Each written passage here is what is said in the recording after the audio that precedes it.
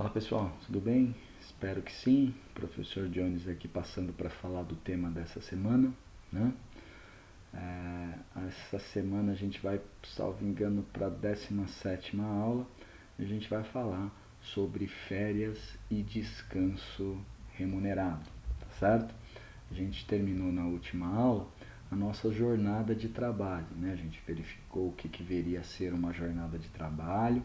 A gente chegou à conclusão que a jornada de trabalho é o tempo que o empregado fica à disposição de seu empregador. Esse tempo pode ser literalmente trabalhando, onde o empregado exerce a sua atividade, ou simplesmente à disposição do empregador, esperando assim alguma ordem, algum comando para realizar a atividade. Não é isso? Terminando esse período de trabalho, né, essa jornada de trabalho, que em regra a gente verificou que são 8 horas diárias e 44 semanais, né? A gente verificou a questão de horas extras, né? E aí a gente chega à questão das férias, né? E o que vem a ser férias? Só para falar sobre o tema dessa semana, férias é um direito, né? É um direito do empregado que ele tem a ficar em casa, a descansar, sem prejuízo aí da sua remuneração, né? Só que para isso todo empregado tem que preencher alguns requisitos, e esses requisitos, essa conceituação de férias, a gente vai trabalhar na aula ao vivo, aí na nossa reunião ao vivo, tá certo? A gente tem que entender que as férias, o período de concessão de férias, né, o período concessivo de férias, ele tem um objetivo, né, ele tem um porquê. Por que se dá as férias? Por que se concede as férias? As férias são concedidas, em regra, tá certo? Para preservação da saúde e da integridade física do trabalhador, tá?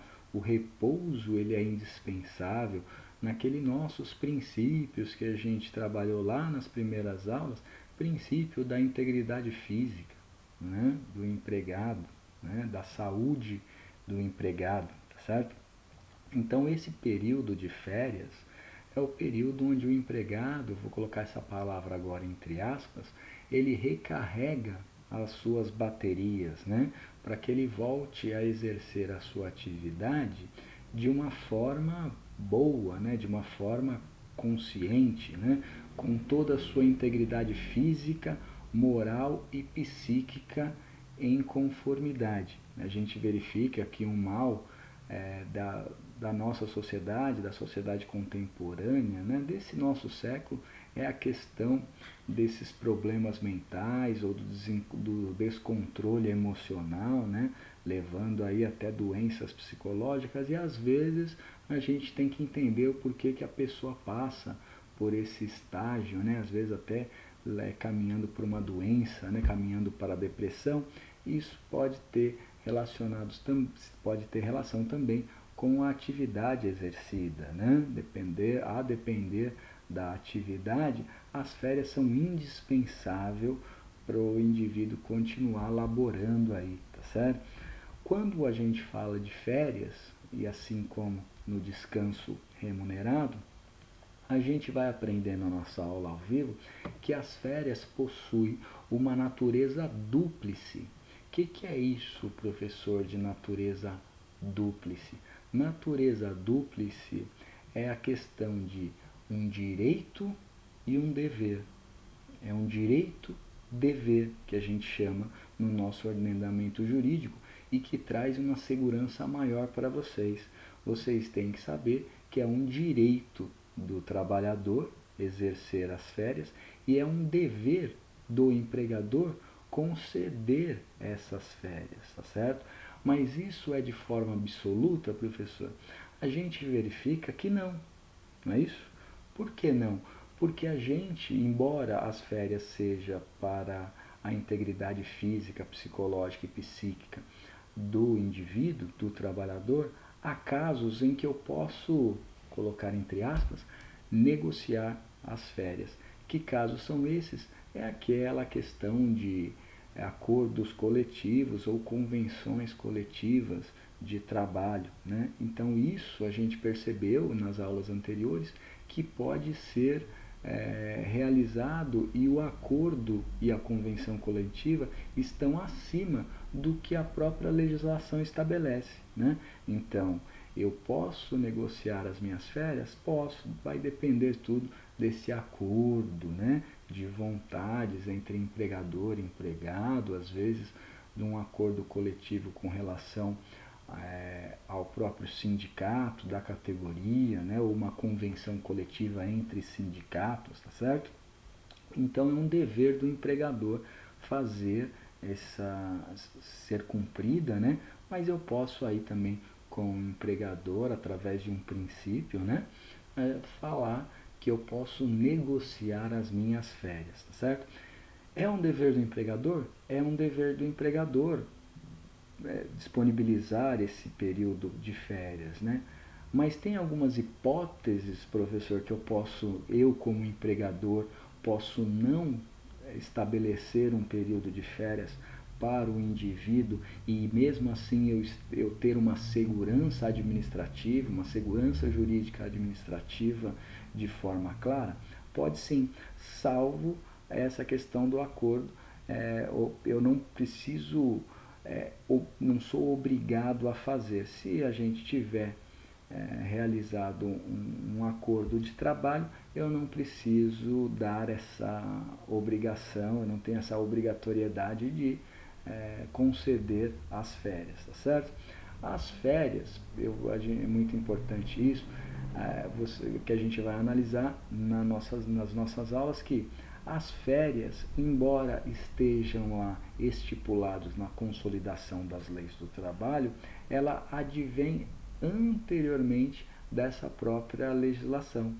As férias, elas estão previstas lá na Constituição da República Federativa do Brasil do ano de 1988, porque é um dever da Constituição prezar pela saúde de todos os seus nacionais, e a saúde está dentro aí do incerne, né? Dentro do complexo da segurança do trabalho, na questão das férias, saúde mental e psíquica e física dos indivíduos. E está lá falando no artigo 7º da Constituição, está garantindo esse direito às férias. Então está falando que são direitos dos trabalhadores urbanos e rurais, além de outros, né, que visem melhorar a sua condição social. Por que eu trabalho? Eu trabalho porque eu quero melhorar a minha condição social. Mas será que se eu não tiver saúde, eu melhoro a minha condição social?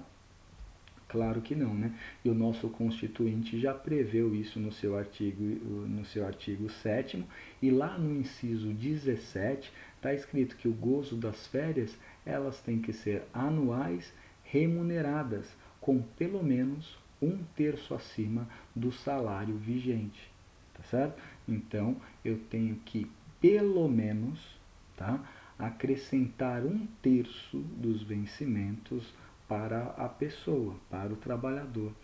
O que eu sempre gosto de ressaltar quando a gente tem essa segurança jurídica é verificar o poder das palavras. Lá está escrito na Constituição, pelo menos, não está falando que é 1/3, pelo menos 1/3. Eu posso acrescentar mais de 1/3 numas férias dos meus empregados? Posso.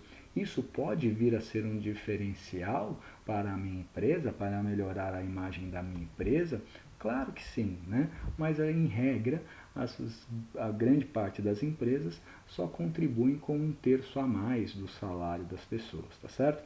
Em regra também, a gente verifica que as férias são concedidas em uma única vez, de 30 dias, o período de dias, né? São 30 dias, a cada 12 meses trabalhados, tá certo? Só que essas férias, que em regra são concedidas a cada 12 meses, e o período de férias é 30 dias, ela pode ser fracionada, ela pode ser dividida. E dividida em quantas partes? A gente vai verificar que não fica ao bel prazer de vocês, não fica ao bel prazer do empregador dividir as férias como ele bem entende, tá?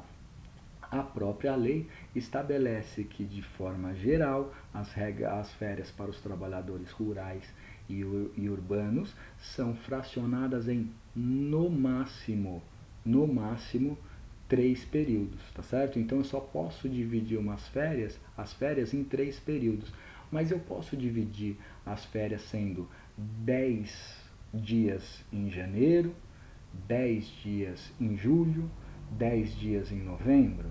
Se está escrito lá que são fracionadas em 3 dias, não, infelizmente não. Por quê? Porque a própria lei estabelece que o primeiro período de férias tem que ser no mínimo de 14 dias.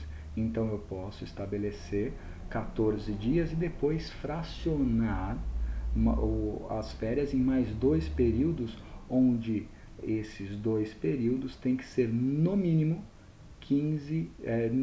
5 dias para cada período. Então, o primeiro período tem que ser no mínimo 14 dias e os demais períodos subsequentes tem que ser no mínimo de 5 dias até a marca total de 30 dias, tá certo? A gente vai falar também na nossa aula o que vem a ser o período aquisitivo de férias, ou seja, quando que o empregado ele passa a ter aquela quantidade de férias, né, quantidade de dias férias, né, e o que vem a ser o período concessivo de férias, né, quando que o empregador, vocês, no caso, para ter uma segurança maior, tem que conceder as férias ao empregado. Será que vocês podem aí, ao seu bel prazer, chegar e falar para o trabalhador: esse ano que vem você já trabalhou 12 meses e os próximos 12 meses, infelizmente para você, felizmente para a empresa, devido a uma demanda grande de emprego, nós não temos condições de te dar as férias nesse ano subsequente. Ou melhor ainda, a gente não tem condições de dar as férias a você, devidas a você, nos 2 anos subsequentes. A gente vai verificar que isso também não é possível, tá certo? A gente vai verificar nas aulas ao vivo também quem não tem direito às férias, né?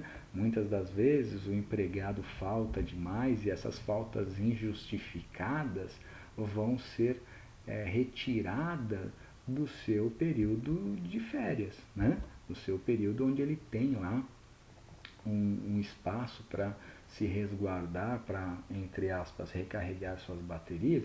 Então vamos se dizer, será que o empregado que falta 5 dias por ano tem direito a quantos dias de férias? A 30? Será que o empregado que faltou 20 dias por ano de forma injustificada tem direito a 30 dias? Será que o empregado que faltou 30 dias de férias tem direito a 30 dias de férias novamente? A gente vai verificar isso em aula também. Outra questão que a gente vai trabalhar em aula são as férias coletivas, né? O que viria a ser essas férias coletivas? Férias coletivas são aquelas concedidas por interesse de vocês, por interesse do empregador, só que em virtude de uma negociação coletiva. Eu tenho aí o empregador de um lado, eu tenho o sindicato ou o representante dos trabalhadores do outro lado e eu faço um acordo e transmito a todas as pessoas daquela categoria, daquela empresa específica, umas férias coletivas, né? Então eu tenho que fazer esse acordo, senão essas férias coletivas não terão validade. Eu tenho que ver também os requisitos das férias coletivas, tá certo? Esses requisitos a gente vai trabalhar lá na aula ao vivo, tá certo? Também a gente vai começar a trabalhar nessa aula dessa semana o descanso semanal remunerado, né? O que viria a ser esse descanso semanal remunerado? A gente verifica que refere-se àquele descanso onde o empregado destina a sua recomposição física e mental, sendo garantido aí um período mínimo de 24 horas consecutivas entre o término de uma jornada e o início da outra jornada. E se eu não cumprir isso, professor, provavelmente a empresa vai ser multada e lá na frente, quando esse empregado não fizer parte mais dos quadros empregatícios da empresa, sofreremos uma reclamação trabalhista, tá certo? Então a gente vai trabalhar também essa questão do descanso semanal não remunerado. E aí fica a pergunta: o descanso semanal remunerado é causa de interrupção ou suspensão do contrato de trabalho? Ou será que é uma das duas? E as férias? As férias é um período de interrupção do contrato de trabalho ou suspensão do contrato de trabalho? Isso eu sei que vocês já sabem, mas a gente vai voltar a falar na aula para ficar bem fixo o que vem a ser o período, um contrato de trabalho suspenso e um contrato de trabalho interrompido, tá certo? Então, esse que vai ser o tema dessa semana para a gente já caminhando para o final da nossa disciplina Segurança Jurídica, Segurança do Trabalho, aí na Universidade de Ibirapuera, do campus da Chácara Flora de São Paulo, tá certo? Um grande beijo no coração de todos, espero que todos estejam bem, suas famílias, seus familiares, seus amigos, todo mundo se cuidando, tranquilo, para a gente continuar aqui na luta, tá certo? Um grande beijo no coração de vocês e vejo vocês nessa próxima terça-feira.